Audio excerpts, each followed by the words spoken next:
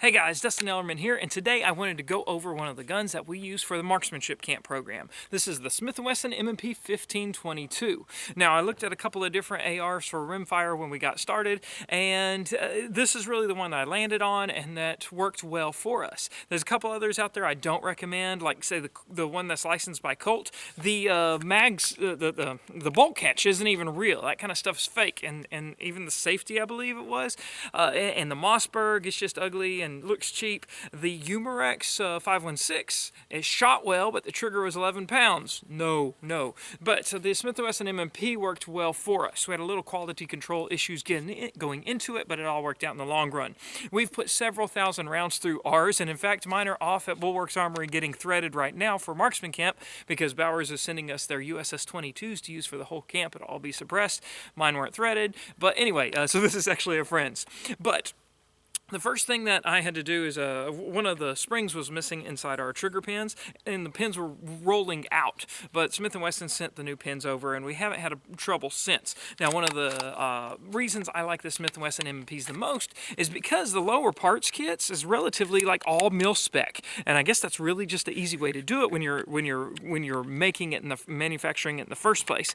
And so everything looks identical to a real AR-15. Now, no, this lower is not transferable to another AR. The parts are all different sizes, and they won't fit together. The mags won't fit in, all that good stuff. No buffer tube, that type of thing. But you can polish the your hammer and sear and your trigger so you can have a better pull and not just a mil-spec thing.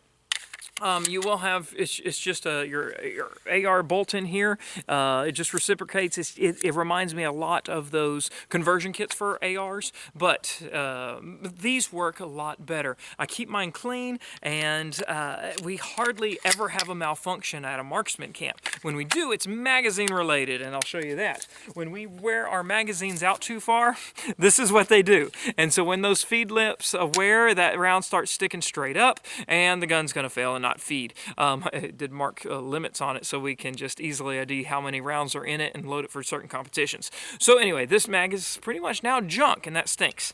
But with the new mags, you can find them on sale. I found them for as low as $12, and so that's a great deal to stock up when you can. You do have an adjustable stock, and so that's another great thing that makes it easy for the kids. A small kid to a large kid, they all can use the same gun. I believe you could put ambidextrous safety on here.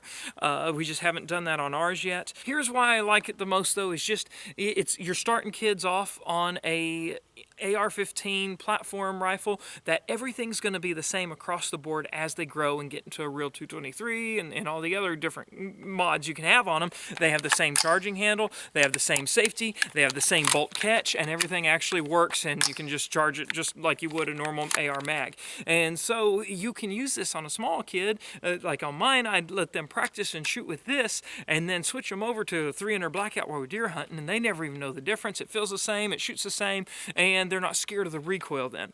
They're not the most accurate in the world, but it's reliable and it's worked well. Now, we have had a failure.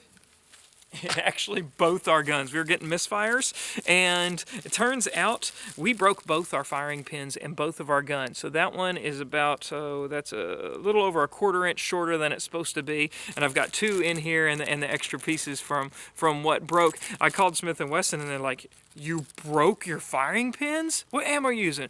Everything was Federal and CCI, good quality stuff. We just put it through the test and put a lot through it.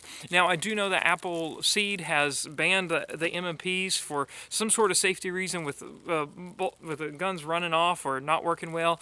And I also heard, though, that they have actually announced in their owner's manuals that you're not supposed to use certain types of ammo, so that may be related. All I can tell you is we put several thousand rounds through ours, and the only trouble we've had is we shot them too much and broke the firing pin, but Smith & Wesson's given us the new ones for free. It's all good. So we're going to go ahead and clear the downrange from all the horses and shoot, because shooting's fun. All right, so one of our favorite targets at marksman camp. Okay, my favorite target, the kid's most challenging target, is this. I think I got it from Salute. It's a flipper target made for rimfire. And so you have to practice both accuracy, timing, and to make it flip completely over. Let's do it.